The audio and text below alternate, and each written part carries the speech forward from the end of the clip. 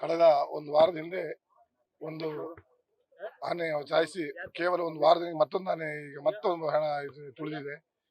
ಈ ಕಾಂಡ್ಯ ಹೋಬಳಿಲಿ ಈಗ ನಮ್ಮ ಕ್ಷೇತ್ರದ ಈಗ 11-12 ಆನೆ ತುಳಿಸಿ ಇವತ್ತು ಸಾಯಿಸಿದೆ. ಇದಕ್ಕೆ ಶಾಶ್ವತ ಪರಿಹಾರವನ್ನು ನೀಡಬೇಕು. ಯಾಕಂದ್ರೆ ಇವತ್ತು ಪಾಪ ಸಾಯ್ತಿರೋದು ಕೂಲಿ ಕಾರ್ಮಿಕರು. ಅವರು ಬೆಳಿಗ್ಗೆ ತೋಟಕ್ಕೆ ಕೆಲಸಕ್ಕೆ ಹೋದ್ರೆ ಅವರಿಗೆ ದಿಕ್ಕು ದೆಸೆ ಇಲ್ಲದ ಕಾರಣ ಇವತ್ತು ತುಳಿದು ಸಾಯಿಸ್ತುಂಟು. ಇದು ಎಲ್ಲೋ ಒಂದ್ ಕಡೆ ರೈತರ ಜೀವನಕ್ಕೆ ಅಪಾಯಕಾರಿ ಆಗ್ತಿದೆ. ಯಾಕಂದ್ರೆ ಇವತ್ತು ಆನೆಗಳು ತುಳಿಯುವುದು, ಕಾಡು ಪ್ರಾಣಿಗಳು, ಹುಲಿ, ಆನೆ, ಚಿರತೆ ಇವೆಲ್ಲ ಮಲೆನಾಡಲ್ಲಿ ವಿಪರೀತ ಸ್ಟಾರ್ಟ್ ಆಗಿದೆ. ಯಾಕಂದ್ರೆ ನಮಗೆ ರೈತರುಗಳಿಗೆ ಎಲ್ಲೋ ಒಂದ್ ಕಡೆ ಆನೆನ ಪ್ರಾಣಿಗಳನ್ನೇ ತಂದು ಇಲ್ಲೆಲ್ಲ ಬಿಡ್ತಾರೆ ಅನಿಸ್ತಾ ಉಂಟು. ಯಾಕಂದ್ರೆ ಆತರ ವಿಪರೀತ ಪ್ರಾಣಿಗಳಾಗಿವೆ. ಈಗ ಆನೆ ಹಿಡಿಯಕ್ಕೆ 50 ಲಕ್ಷ, ಸತ್ತನಿಗೆ 20 ಲಕ್ಷ ಆಗ್ತಾ ಉಂಟು. ಹಿಡಿಯಕ್ಕೆ 50 ಲಕ್ಷ ಖರ್ಚು ಮಾಡ್ತಿದ್ದಾರೆ, ಸತ್ತನಿಗೆ 20 ಲಕ್ಷ ಕೊಡ್ತಿದ್ದಾರೆ. ಅಲ್ಲಿಗೆ ಪ್ರತಿ ಹೆಣಕ್ಕೂ ಒಂದೊಂದು ಕೋಟಿ ಖರ್ಚಾದಂಗೆ ಆಗ್ತಿದೆ. ಅದ್ರ ಬದಲು ಕಾರಿಡಾರ್ ಇಂಥವನ್ನೆಲ್ಲ ಮಾಡಿ ರೈತರ ಒಂದು ಜೀವ ಉಳಿಸಬೇಕು.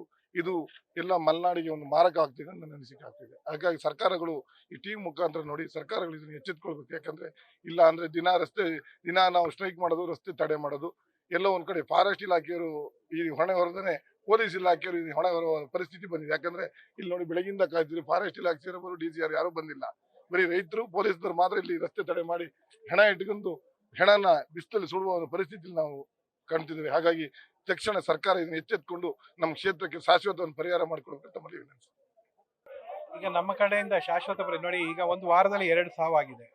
ಯಾವಾಗ ಪ್ರತಿ ಸಾವಿನಲ್ಲೂ ಬಂದು ನಾವು ಶಾಶ್ವತ ಪರಿಹಾರ ಮಾಡ್ತೀವಿ, ರೈಲ್ವೆ ಬ್ಯಾರಿಕೇಡ್ ಹಾಕ್ತೀವಿ ಎಲ್ಲ ಹೇಳಿ ಹೋಗ್ತಾ ಇದ್ದಾರೆ ಬಿಟ್ರೆ ಅದ್ರ ಬಗ್ಗೆ ಯಾವುದೇ ಕೆಲಸ ಕಾರ್ಯಗಳು ಮುಂದುವರೆದಿಲ್ಲ. ನಮ್ಮ ಬೇಡಿಕೆ ಇಷ್ಟೇ. ಏನು ಯಾರೋ ಸತ್ತೋಗ್ತಾರೆ ಅಂದ್ರೆ ಮಲೆನಾಡು ಜೀವಕ್ಕೆ ಬೆಲೆ ಇಲ್ವಾ ಅನ್ನೋದೇ ಒಂದೇ ಕ್ವಶನ್. ಆ ಬೆಲೆ ಇಲ್ಲ ಅಂತ ಹೇಳಿ 20 ಲಕ್ಷ ಚೆಕ್ ತಗೊಂಡ್ಬರ್ತಾರೆ ಈ ಅಮಾಯಕರು, ನಮ್ಮ ಮಲೆನಾಡಿನ ಭಾಗದವರು. ಅದಕ್ಕೆ ಒಪ್ಕೊಂಡು ತಗೊಂಡು ಹೋಗ್ಬಿಡ್ತಾರೆ ಅನ್ನೋದೊಂದು ಅವ್ರ ಮನಸ್ಸಲ್ಲಿ ಬಂದ್ಬಿಟ್ಟಿದೆ ಆಲ್ರೆಡಿ ಸರ್ಕಾರದ ಇದರಲ್ಲಿ. ಈಗ ನಾವು ಅವ್ರ ಹತ್ರ ಬೇಡಿಕೆ ಇಷ್ಟೇನೆ, ನಮ್ದು 50 ಲಕ್ಷ ಆ ಮನೆಗೆ ಕೊಡಬೇಕು. ಅವ್ರು ಕೂಲಿ ಕಾರ್ಮಿಕರು, ಪಾಪ ಬಳ್ಳಾರಿಯಿಂದ ಕೂಲಿ ಹಾರ್ಸ್ಕೊಂಡು ಇಲ್ಲಿಗೆ ಬಂದಿದ್ದಾರೆ.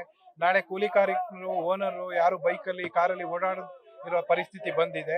ಸೊ 50 ಲಕ್ಷ ಪರಿಹಾರ ಕೊಡಬೇಕು. ಆ ಮನೆಗೆ ಒಂದು ಗೌರ್ಮೆಂಟ್ ನೌಕರಿ ಕೊಡಬೇಕು. ಆ ಮನೆ ಯಾರು ಅವ್ರ ಮಕ್ಕಳಿಗೋ ಅಥವಾ ಅವ್ರ ಮನೆಯವರಿಗೋ ಯಾರಿಗಾರ ಗೌರ್ಮೆಂಟ್ ನೌಕರಿ ಕೊಡಬೇಕು.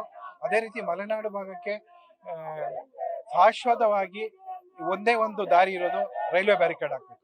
ಭದ್ರಾ ವೈಲ್ಡ್ ಲೈಫ್ ಏನು ಭದ್ರಾ ನದಿ ದಡದಲ್ಲಿ ಆ ಅಚ್ಚೆ ಸೈಡಿಂದ ನಮಗೆ ಬೇಲಿ ಶಾಶ್ವತವಾಗಿ 3 ಕಂಬಿ ಹಾಕಿ ಆ ಕಂಬಿಗೆ ಬೇಕಾದಂತಹ ಅನುದಾನ ಏನಿದೆ ಗೌರ್ಮೆಂಟು ಈ ಕ್ಷಣದಲ್ಲೇ ರಿಲೀಸ್ ಮಾಡಬೇಕು.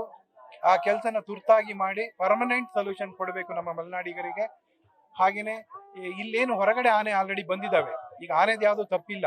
ಈಗ ಆನೆದು ಏನಾಗಿದೆ, ಕಾಡಲ್ಲಿ ಮುಂಚೆನ ಕಾಡು ವಿಸ್ತಾರವಾಗಿದೆ, ಕಾಡು ಒಳಗಡೆ ಮರಗಳು ಕಮ್ಮಿ ಆಗಿದೆ, ಊರೊಳಗಡೆ ಮರ ಗಿಡಗಳು ಜಾಸ್ತಿ ಆಗಿದೆ. ಮಲೆನಾಡು ರೈತರು ಕಾಡು ಬೆಳೆಸಿದ್ದಾರೆ, ಕಾಡು ಹಾಳು ಮಾಡಿಲ್ಲ ಯಾರು.